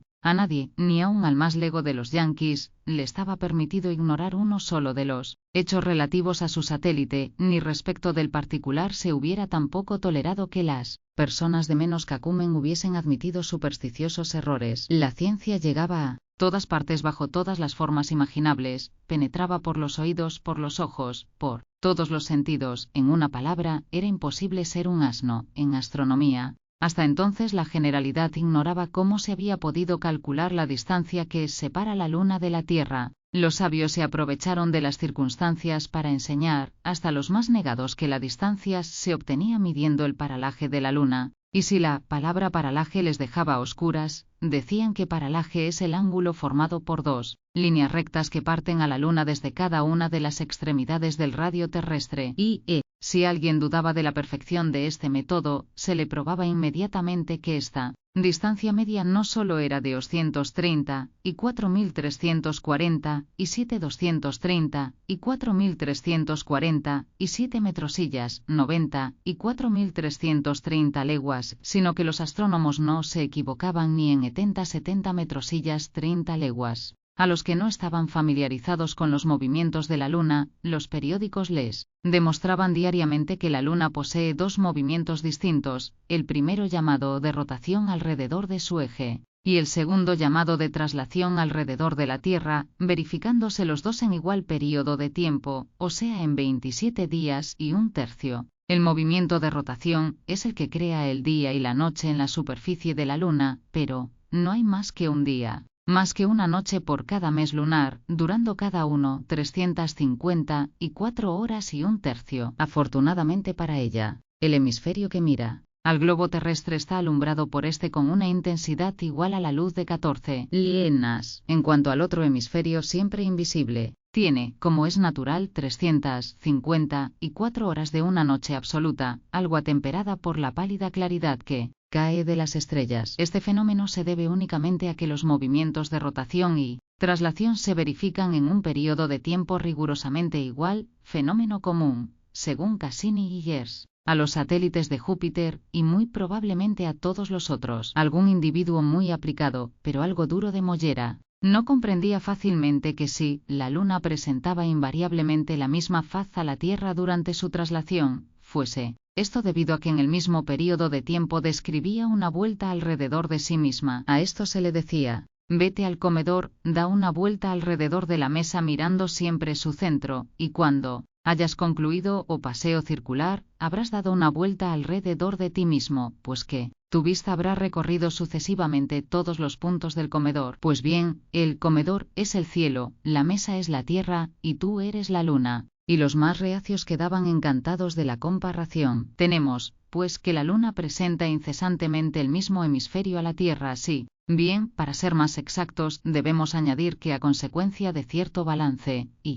bamboleo del norte al sur y del oeste al este llamado libración, se deja ver un poco más de la mitad de su disco, o sea 57 centésimas partes de él aproximadamente. Luego que los ignorantes por lo que atañe al movimiento de rotación de la Luna supieron tanto como el director del observatorio de Cambridge, se ocuparon de su movimiento de traslación alrededor de la Tierra, y 20 revistas científicas les instruyeron inmediatamente. Entonces supieron que el firmamento, con su infinidad de estrellas, puede considerarse como un vasto cuadrante por el que la Luna se pasea indicando la hora verdadera a todos los habitantes de la Tierra. Supieron también que en este movimiento el astro de la noche presenta sus diferentes fases, que la Luna es llena cuando se halla en oposición con el Sol, es decir, cuando los tres astros se hallan sobre la misma línea, estando la Tierra en medio, que la Luna es nueva cuando se halla en conjunción con el Sol, es decir, cuando se halla entre la Tierra y él, y por fin, que la Luna se halla en su primero o su último cuarto cuando forma con el Sol y la Tierra un ángulo recto del cual ocupa el vértice. Algunos yanquis perspicaces deducían entonces la consecuencia de que los eclipses no pueden reproducirse sino en las épocas de conjunción o de oposición, y raciocinaban perfectamente. En conjunción, la Luna puede eclipsar al Sol,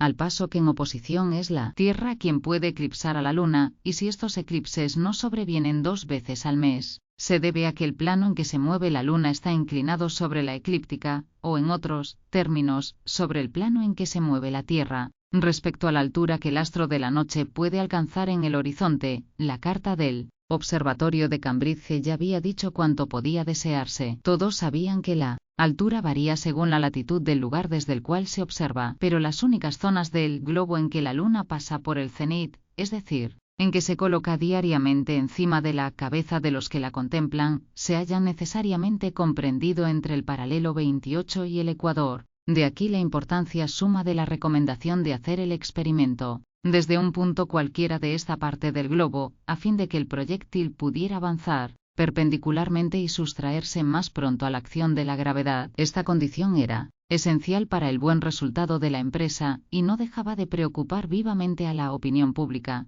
En cuanto a la línea que sigue la Luna en su traslación alrededor de la Tierra, el observatorio de Cambridge se había expresado tan claramente que los más ignorantes comprendieron que es una línea curva entrante, una elipse, y no un círculo en que la Tierra ocupa uno de los focos. Estas órbitas elípticas son comunes a todos los planetas y a todos los satélites, y la mecánica racional prueba rigurosamente que no puede ser otra cosa. PEGA. Todos fue evidente que la Luna se halla más lejos posible de la Tierra estando en su apogeo y más cerca en su perigeo. He aquí, pues, lo que todo americano sabía de grado o por fuerza, y que nadie podía ignorar decentemente. Pero si muy fácil fue vulgarizar rápidamente estos principios, no lo fue tanto desarraigar muchos errores y ciertos miedos ilusorios. Algunas almas pacatas sostenían que la Luna era un antiguo cometa que, recorriendo su órbita alrededor del Sol, pasó junto a la Tierra y se detuvo en su círculo de atracción. Así Pretendían explicar los astrónomos de salón el aspecto ceniciento de la luna, desgracia irreparable de que acusaban al astro radiante.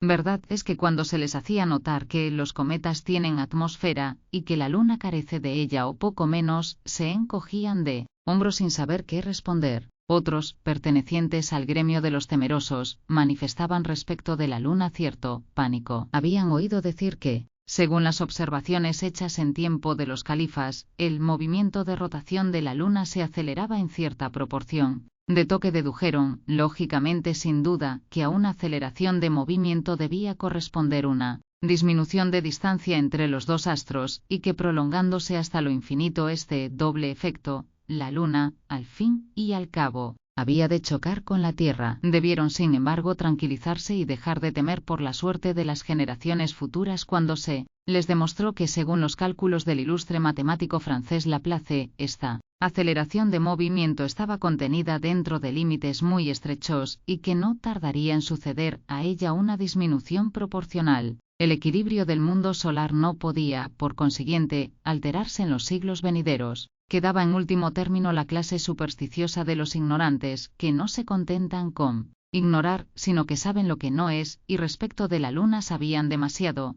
Algunos de ellos consideraban su disco como un bruñido espejo por cuyo medio se podían ver desde distintos puntos de la Tierra y comunicarse sus pensamientos. Otros pretendían que de las 1000 lunas nuevas observadas, 950 habían acarreado notables perturbaciones tales como cataclismos, revoluciones, terremotos, diluvios, pestes, etc. Es decir, que creían en la influencia misteriosa del astro de la noche sobre los destinos humanos. La miraban como el verdadero contrapeso de la existencia, creían que cada selenita correspondía a un habitante de la Tierra, al cual estaba unido por un lazo simpático, decían, con el doctor Mead, que el sistema vital le está enteramente sometido, y sostenían con una convicción profunda que los varones nacen principalmente durante la luna llena y las hembras en el cuarto menguante, etc. Pero tuvieron, al fin, que renunciar a tan groseros errores y reconocer la verdad, y si bien la luna, despojada de su supuesta influencia, perdió en el concepto de ciertos cortesanos toda su categoría, sí, algunos le volvieron la espalda, se declaró partidario suyo la inmensa mayoría. En cuanto a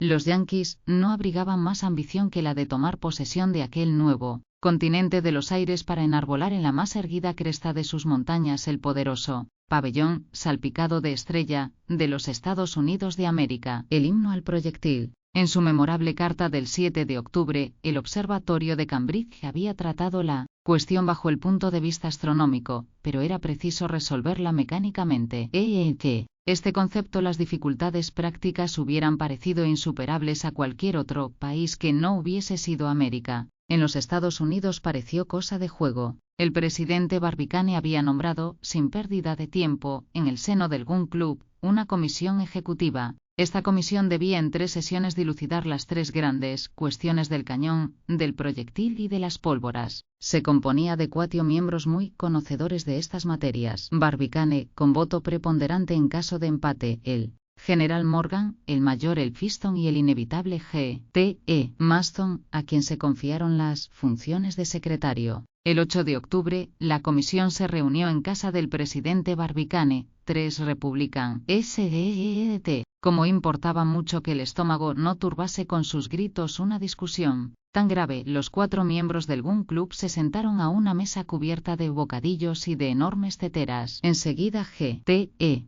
Maston fijó su pluma en su brazo postizo, y empezó la sesión. Barbicane tomó la palabra. Mis queridos colegas, dijo, estamos llamados a resolver uno de los más importantes problemas de la balística, la ciencia por excelencia, que trata del movimiento de los proyectiles, es decir, de los cuerpos lanzados al espacio por una fuerza de impulsión, cualquiera, y abandonados luego a sí mismos. La balística, exclamó G.T.E. Maston con voz conmovida. Tal vez hubiera parecido más lógico, repuso Barbicane, dedicar esta primera sesión a la discusión del cañón. En efecto, respondió el general Morgan. Sin embargo, repuso Barbicane, después de maduras reflexiones, me ha parecido que la cuestión del proyectil debía preceder a la del cañón, y que las dimensiones de este debían subordinarse a las de aquel. Pido la palabra al hijo J.T.E. Maston. Se le concedió la palabra con la prontitud y espontaneidad a que le hacía acreedor su magnífico pasado. Mis dignos amigos, dijo con acento inspirado, nuestro presidente tiene razón en dar a la cuestión del proyectil preferencia sobre todas las otras. La bala que vamos a enviar a la Luna es nuestro mensajero, nuestro embajador, y os suplico que me permitáis considerarlo. Bajo un punto de vista puramente moral, esta manera nueva de examinar un proyectil excitó singularmente la curiosidad de los miembros de la comisión, por lo que escucharon con la más viva atención las palabras de V.T.E. Maston. Mis queridos colegas, repuso este, seré breve. Dejaré a un lado la bala física, la bala que mata, para no ocuparme más que de la bala matemática, la bala moral. La bala es para mí la más brillante manifestación del poder humano. Este se resume enteramente en ella. Creándola, es como el hombre se ha acercado más al Creador.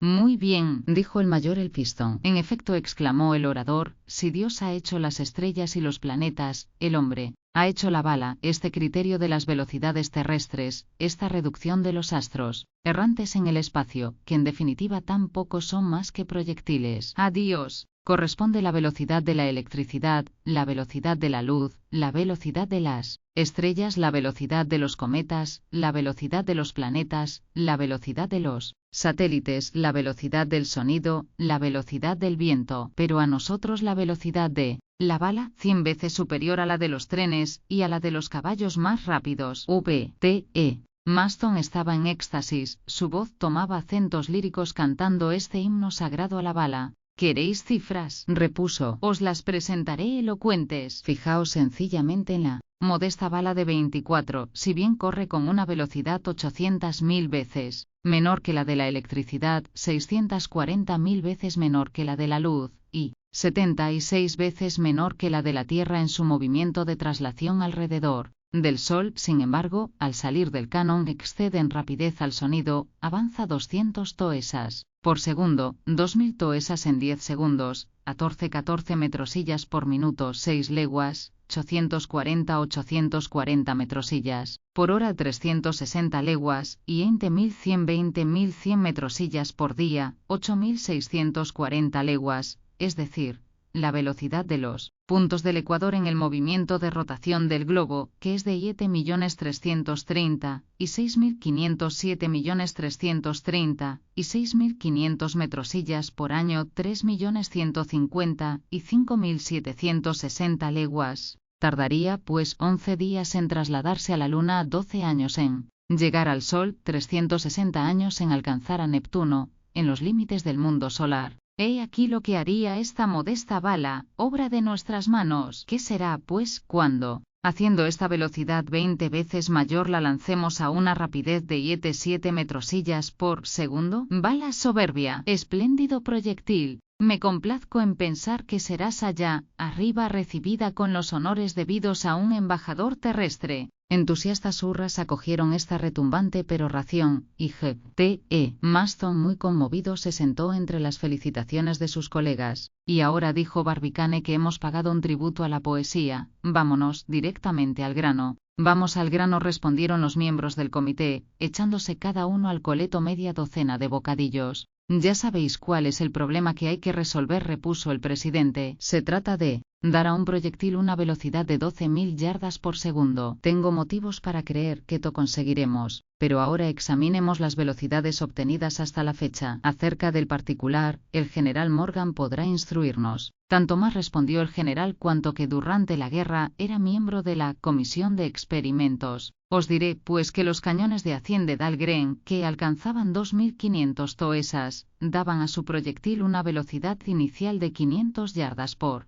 segundo. ¿B.N. ¿Y el Columbiad Rodina?, preguntó el presidente. El Columbiad Rodman, ensayado en el fuerte Hamilton, lanzaba una bala de media tonelada de peso a una distancia de 6 metrosillas, a una velocidad de 800 yardas por segundo, resultado que no han obtenido nunca en Inglaterra, Armstrong y Palliser. Los ingleses, murmuró J.T.E. Maston, volviendo hacia el horizonte del este su formidable mano postiza. Así pues, repuso Barbicane, 800 yardas son el máximo de la velocidad alcanzada hasta ahora en balística. Sí, respondió Morgan. Diré, sin embargo, replicó J.T.E. Maston, que si mi mortero no hubiese reventado. Sí, pero reventó, respondió Barbicane con un ademán benévolo. Tomemos, pues, por punto de partida la velocidad de 800 yardas. La necesitamos 20 veces mayor, dejando para otra sesión la discusión de los medios destinados a producir esta velocidad, y llamo vuestra atención, mis queridos colegas, sobre las dimensiones que conviene dar a la bala. Bien comprendéis que no se trata ahora de proyectiles que pesen media tonelada. ¿Por qué no?, preguntó el mayor. Porque, respondió al momento J.T.E. Maston, se necesita una bala que sea bastante grande para llamar la atención de los habitantes de la Luna, en el supuesto de que la Luna tenga habitantes. Sí, respondió Barbicane. Y también por otra razón aún más importante. ¿Qué queréis decir, Barbicane?, preguntó el mayor. Quiero decir que no basta enviar un proyectil para no volverse a ocupar de él, es menester que le sigamos durante su viaje hasta el momento de llegar a su destino. ¡COO!, dijeron el general y el mayor, algo sorprendidos de la proposición. Es natural, repuso Barbicane con la seguridad de un hombre que sabe qué se dice.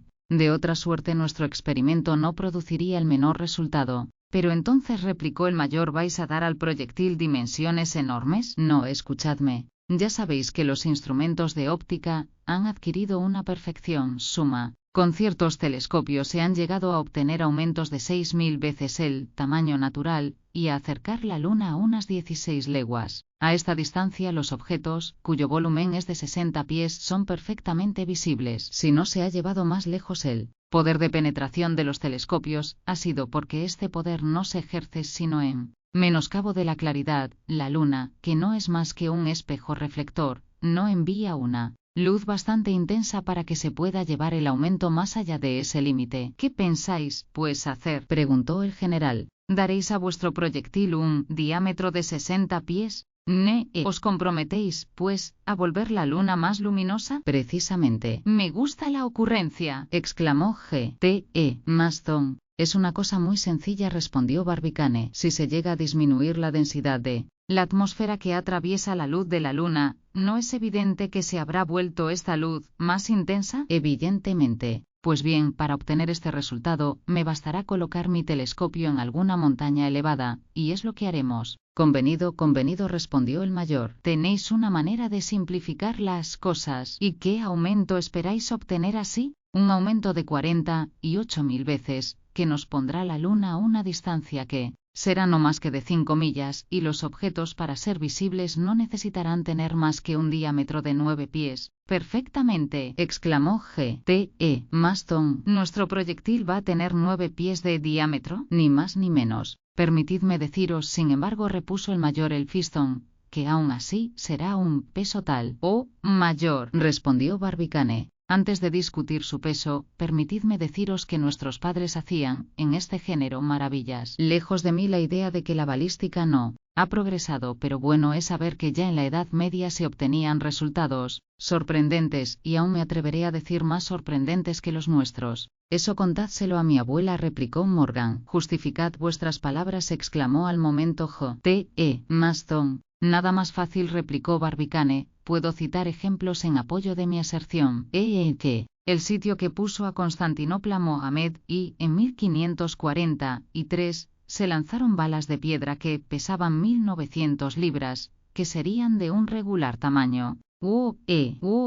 Exclamó el mayor. Muchas libras son 1900. En Malta, en tiempos de los caballeros, cierto cañón del fuerte de San Telmo arrojaba proyectiles que pesaban 2500 libras. Imposible. Por último, según un historiador francés, bajo el reinado de Luis XI, había un mortero que arrojaba una bomba de 500 libras de peso solamente, pero esta bomba, partiendo de la Bastilla, que era un punto en que los locos encerraban a los cuerdos, iba a caer en Charenton, que es un punto donde los cuerdos encierran a los locos. Imposible. Muy bien, dijo J.T.E. Maston. Que hemos visto nosotros después, en resumidas cuentas, los cañones Armstrong, que disparan balas de 500 libras, y los Columbia Rodman, que disparan balas de media tonelada. Parece, pues, que si los proyectiles han ganado en alcance, en peso más han perdido que han ganado. Haciendo los debidos esfuerzos, llegaremos con los progresos de la ciencia de duplicar el peso de las balas de Mohamed y de los caballeros de Malta. Es evidente, respondió el mayor.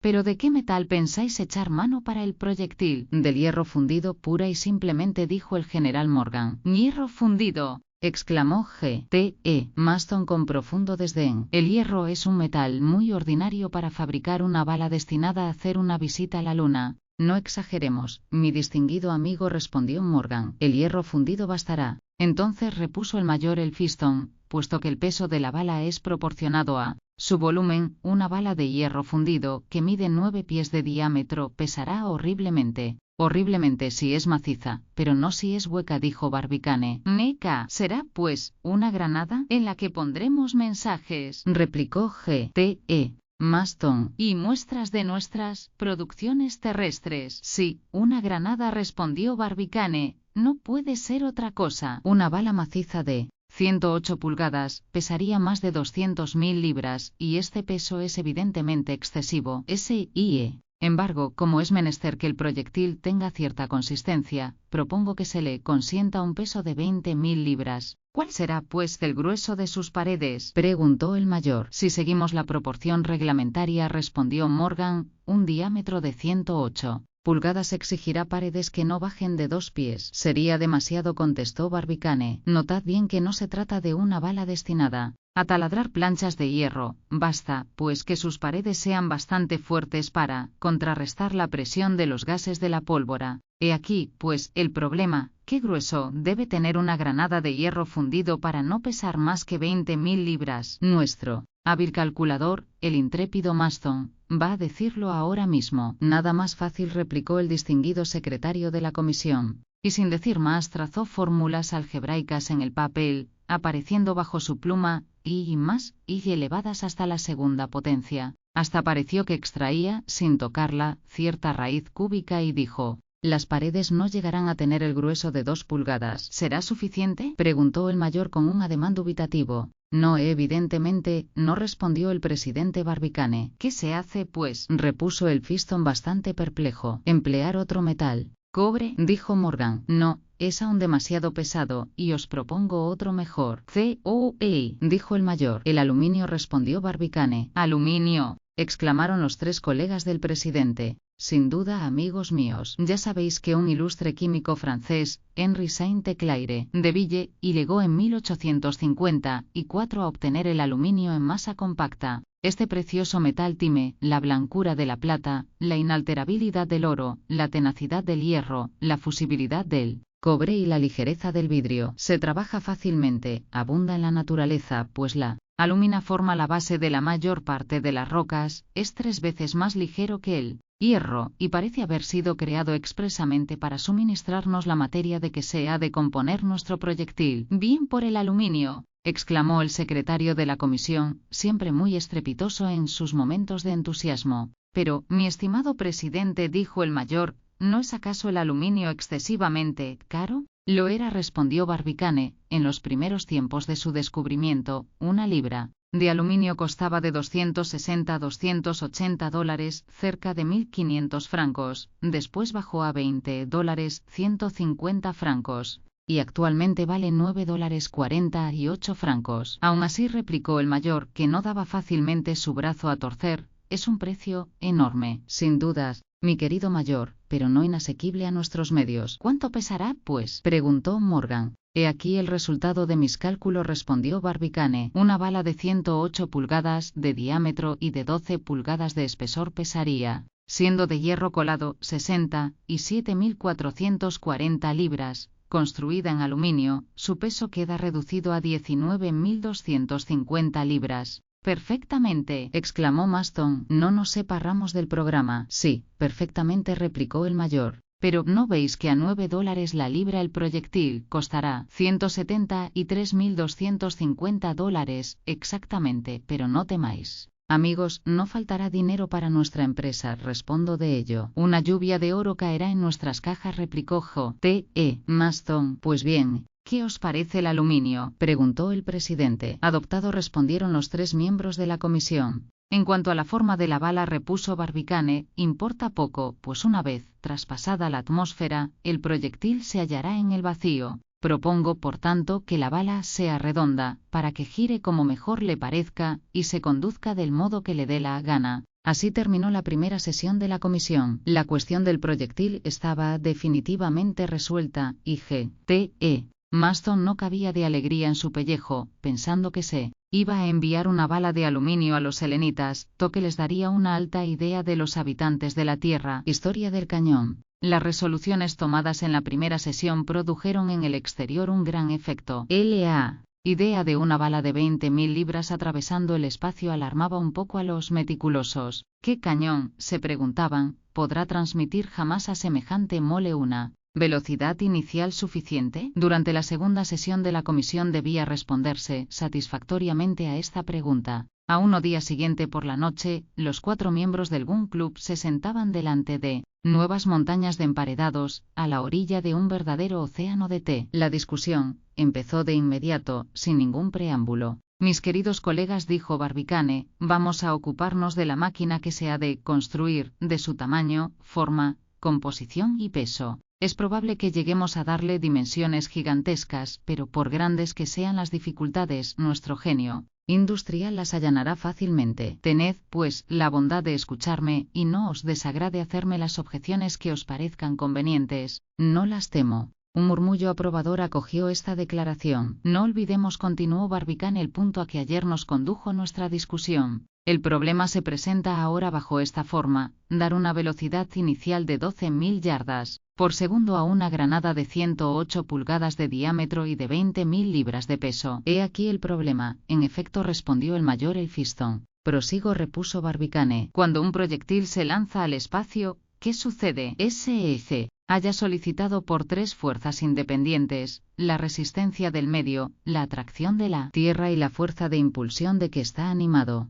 Examinemos estas 3 fuerzas. La resistencia del medio, es decir, la resistencia del aire, será poco importante. La atmósfera terrestre no tiene más que 40 metrosillas de altura, que con una velocidad de 12.000 yardas el proyectil podrá atravesar en 5 segundos, lo que nos permite considerar la resistencia del medio como insignificante. Pasemos a la atracción de la Tierra, es decir, al peso de la granada. Ya sabemos que este peso disminuirá en razón inversa del cuadrado de las distancias. He aquí que la física nos enseña: cuando un cuerpo abandonado a sí mismo cae a la superficie de la Tierra, su caída es de 15 pies en el primer segundo, y si este mismo cuerpo fuese transportado a 250, y 7.540, y 250, y 7.540, y 2 metrosillas, o, en otros términos, a la distancia a que se encuentra la Luna, su caída quedaría reducida a cerca de media línea,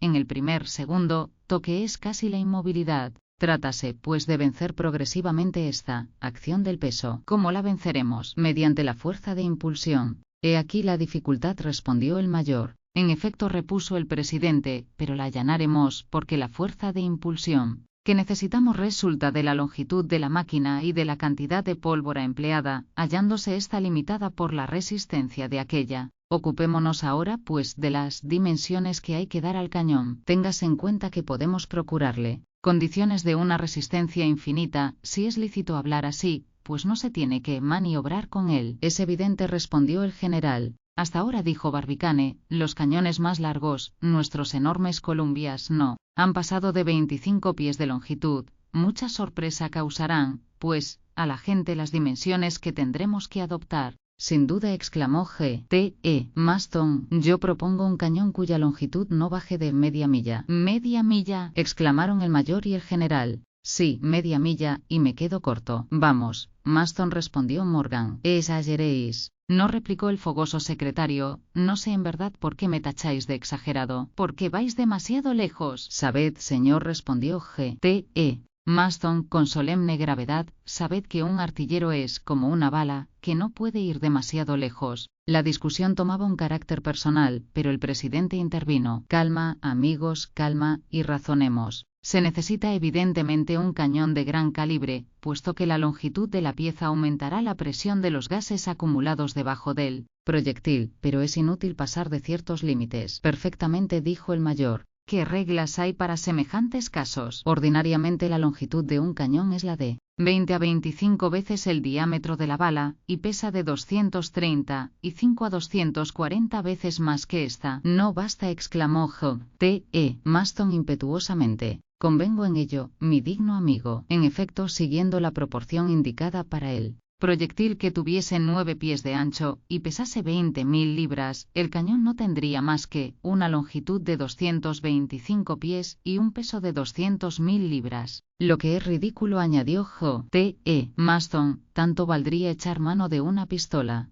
Yo también opino lo mismo, respondió Barbicane, por lo que propongo cuadruplicar esta longitud y construir un cañón de 900 pies. El general y el mayor hicieron algunas objeciones, pero sostenida resueltamente la proposición por el secretario del Gun Club, se adoptó definitivamente. Ahora sepamos, dijo el Fiston, qué grueso debemos dar a sus paredes. 6 pies, respondió Barbicane. Yo también opino lo mismo, respondió Barbicane, por lo que propongo cuadruplicar esta longitud y construir un cañón de 900 pies. El general y el mayor hicieron algunas objeciones, pero sostenida resueltamente la proposición por el secretario del Gun Club, se adoptó definitivamente. Ahora sepamos, dijo el Fiston, qué grueso debemos dar a sus paredes. 6 pies, respondió Barbicane. Supongo que no intentaréis colocar en una cureña semejante mole, preguntó el mayor. Lo que, sin embargo, sería soberbio. Pero impracticable, respondió Barbicane. Creo que se debe fundir el cañón en el punto mismo en que se ha de disparar, ponerle abrazaderas de hierro forjado y rodearlo de una obra de mampostería, de modo que participe de toda la resistencia del terreno circundante.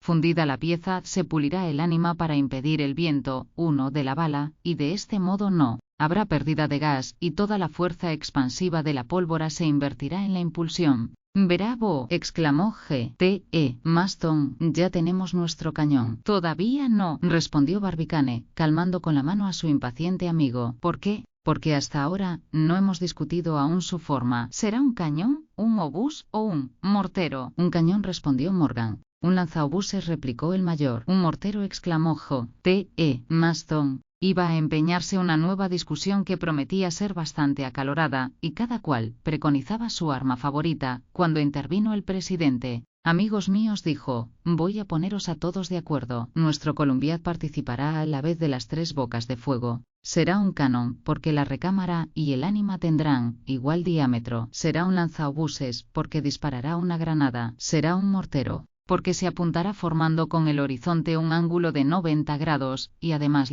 será imposible retroceder, estará fijo en tierra, y así comunicará al proyectil toda la fuerza de impulsión acumulada en sus entrañas». «Adoptado, adoptado», respondieron los miembros de la comisión. «Permitidme una sencilla reflexión», dijo el Fiston. «Este cañón lanzaobuses mortero será rayado». «No», respondió Barbicane. «No, necesitamos una velocidad inicial enorme, y ya sabéis que la bala sale con menos rapidez de los cañones rayados que de los lisos». «Justamente». «En fin, ya es nuestro», repitió J.E. Maston. «Aún falta algo», replicó el presidente. «¿Qué falta?» «Aún no sabemos de qué metal se ha de componer». «Decidámoslo sin demora. Iba a proponéroslo». Los 4 miembros de la comisión se zamparon una docena de emparedados por barba, seguidos de una buena taza de té, y reanudaron la discusión. «Dignísimos colegas», dijo Barbicane, «nuestro cañón debe tener mucha tenacidad y dureza, ser infusible al calor, ser inoxidable e indisoluble a la acción corrosiva de los écidos». «Acerca del particular, no cabe la menor duda», respondió el mayor. «¿Y cómo será preciso emplear una cantidad considerable de metal? La elección no puede ser dudosa». «Entonces», dijo Morgan, «propongo para la fabricación del Columbiad la mejor aleación que se conoce, es decir, 100 partes de cobre, 12 de estaño y 6 de latón». «Amigos míos», respondió el presidente, «convengo en que la composición que se acaba de proponer ha dado resultados excelentes, pero costaría mucho y se maneja difícilmente. Creo, pues, que se debe adoptar una materia que es excelente y al mismo tiempo barata, ¿cuál es el hierro fundido? ¿No sois de mi opinión, mayor?» «Estamos de acuerdo», respondió el Fiston. «En efecto», respondió Barbicane, «el hierro fundido cuesta 10 veces menos que el bronce, es fácil de fundir y de amoldar, y se deja trabajar dócilmente. Su adopción economiza dinero y tiempo. Recuerdo además que durante la guerra, en el sitio de Atlanta, hubo piezas de hierro que de 20 en 20 minutos dispararon más de 1000 tiros sin experimentar deterioro alguno». «Pero el hierro fundido es quebradizo», respondió Morgan. «Sí, pero también muy resistente. Además, no reventará», respondo de ello. «Un cañón puede reventar y ser bueno», replicó sentenciosamente J.E. Maston, abogando pro domo sua como si se sintiese aludido. Es evidente, respondió Barbicans. Me permito, pues, suplicar a nuestro digno secretario que calcule el peso de un cañón de hierro fundido de 900 pies de longitud y de un diámetro interior o calibre de 9 pies, con un grueso de 6 pies en sus paredes. Al momento, respondió J.T.E. Maston, y como tú había hecho en la sesión anterior, hizo sus cálculos con una maravillosa facilidad, y dijo al cabo de un minuto: el cañón pesará 68.040 toneladas, y a 2 céntimos la libra costará $2.510.701. V.T.E. Maston, el mayor y el general, miraron con inquietud a Barbicane. Señores, dijo este, repito lo que dije ayer, estad tranquilos, los millones no nos faltarán. Dadas estas seguridades por el presidente, la comisión se separó, quedando citados todos sus individuos para el día siguiente, en que celebrarían la tercera sesión.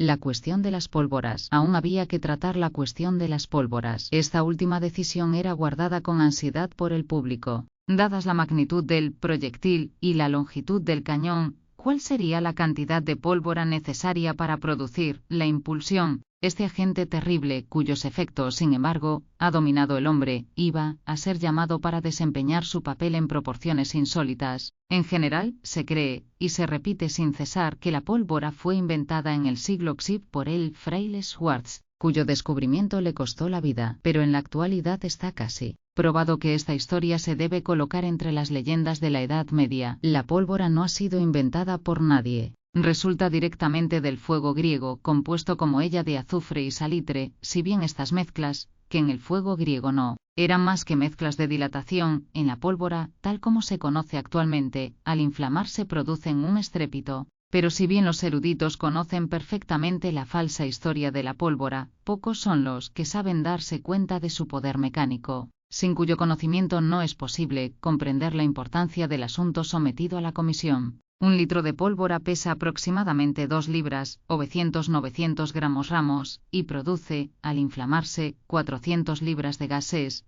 que haciéndose libres, y bajo la acción de una temperatura elevada a 2400-2400 grados, ocupan el espacio de 4000 litros. El volumen de la pólvora es, pues, a los volúmenes de los gases producidos por su combustión o deflagración que 1 es a 4000. Júzguese cuál debe ser el ímpetu de estos gases cuando se hallan comprimidos en un espacio reducido 4000 veces para contenerlos. He aquí lo que sabían perfectamente los miembros de la comisión cuando se citaron para la tercera sesión. Barbicane concedió la palabra al mayor. El Fiston había sido durante la guerra director de las fábricas de pólvora. Mis buenos camaradas, dijo el distinguido químico, vamos a enumerar unos guarismos irrecusables que nos servirán de base. La bala de 24 de que hablaba ayer el respetable J.T.E. Maston, en términos tan poéticos, sale de la boca de fuego empujada por 16 libras de pólvora. ¿Estáis seguro de la cifra?, preguntó el presidente. Absolutamente seguro, respondió el mayor. El cañón Armstrong no se carga más que con 75 libras de pólvora para arrojar un proyectil de 800 libras, y el Columbiad-Rodman no gasta más que 170 libras de pólvora para enviar a 6 millas de distancia su bala de media tonelada. Estos son hechos acerca de los cuales no cabe la menor duda, pues los he comprobado yo mismo en las actas de la Junta de Artillería. Absolutamente seguro, respondió el mayor. El cañón Armstrong no se carga más que con 75 libras de pólvora para arrojar un proyectil de 800 libras, y el Columbiad-Rodman no gasta más que 170 libras de pólvora para enviar a 6 millas de distancia su bala de media tonelada. Estos son hechos acerca de los cuales no cabe la menor duda, pues los he comprobado yo mismo en las actas de la Junta de Artillería. Perfectamente, respondió el general. De estos guarismos, repuso el mayor, se deduce que la cantidad de pólvora no aumenta con el peso de la bala. En efecto, si bien se necesitan 16 libras de pólvora para una bala de 24, o en otros términos, si bien en los cañones ordinarios se emplea una cantidad de pólvora cuyo peso es 2/3 partes el del proyectil, esta proporción no es constante. Calculad y veréis que para una bala de media tonelada, en lugar de 333 libras de pólvora, se reduce esta cantidad a 160 libras solamente. ¿Y qué pretendéis deducir de eso?, preguntó el presidente. Si lleváis vuestra teoría al último extremo, mi querido mayor, dijo J.T.E. Maston, resultará que cuando una bala tenga un peso suficiente, no se necesitará pólvora alguna. Mi amigo Maston se chancea, hasta en las ocasiones más solemnes, replicó el mayor, pero tranquilizaos, no tardaré en proponerle cantidades de pólvora que dejarán satisfecho su amor propio de artillero, pero tenía interés en dejar consignado que durante la guerra la experiencia demostró que para cargar piezas de mayor calibre, el peso de la pólvora podía reducirse perfectamente a una décima parte del que tiene la bala. No hay nada más exacto, dijo Morgan, pero antes de determinar la cantidad de pólvora necesaria para dar el impulso, opino que convendría ponernos de acuerdo sobre su naturaleza.